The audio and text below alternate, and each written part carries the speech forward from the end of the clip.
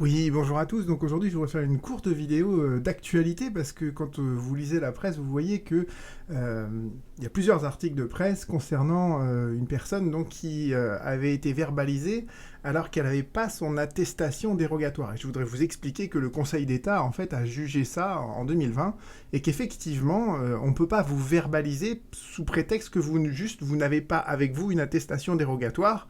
La seule chose qui importe, c'est d'avoir un motif légitime. Donc voilà la couverture de presse, vous voyez, et bon, l'analyse qui en est faite par France Info, par exemple, est assez légère. On vous présente juste en fait le cas et on vous explique ce qui s'est passé. Donc voyons en fait la véritable solution juridique, celle qui a été reconnue par le Conseil d'État. C'est une décision donc que vous retrouvez sur le site du Conseil d'État, une décision du 22 décembre 2020. Et à ce moment-là, le Conseil d'État donc analyse le décret qui avait trait au premier confinement, donc au gros confinement dur de mars-avril. Et il nous rappelle donc ce que dit ce décret, et regardez bien ce qu'il dit juste après, ça c'est la décision du Conseil d'État.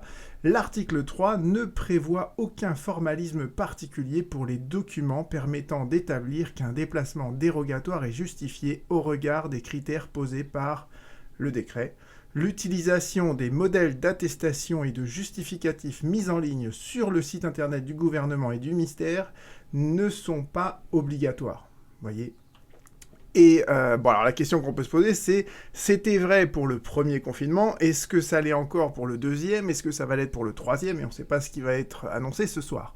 Alors j'ai vérifié, si vous regardez donc sur le site du ministère de l'Intérieur pour les attestations, vous voyez que le dernier décret en date, c'est le décret du 29 octobre 2020, qui est toujours applicable à l'heure où je vous parle. Et quand vous regardez ce décret donc, du 29 octobre 2020, vous avez cette phrase. Les personnes souhaitant bénéficier de l'une de ces exceptions doivent se munir lors de leur déplacement hors de leur domicile d'un document leur permettant de justifier le déplacement considéré, etc. D'un document.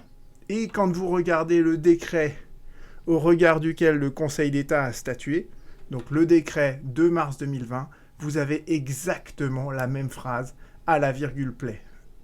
Les personnes souhaitant bénéficier de l'une de ces exceptions doivent se munir lors de leur déplacement hors de leur domicile d'un document leur permettant de justifier que le déplacement entre dans le champ d'une des exceptions. Donc, à l'heure actuelle, cette décision du Conseil d'État qui a été rendue donc le 22 décembre 2020, elle est toujours valable.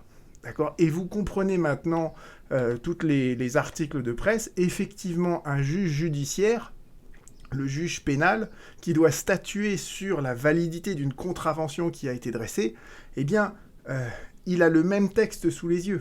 D'accord. Et le décret en question, que ce soit le décret de mars ou le décret d'octobre, ils vous disent tous, il faut un justificatif. D'accord. Mais ce justificatif, vous pouvez le prouver par tout moyen. Donc je voulais vous faire cette vidéo parce que ça me semble assez important, d'autant que peut-être les annonces qui vont être faites tout à l'heure vont rendre encore plus nécessaire ce type d'attestation dérogatoire, espérons-le pas. Sur ce, à bientôt.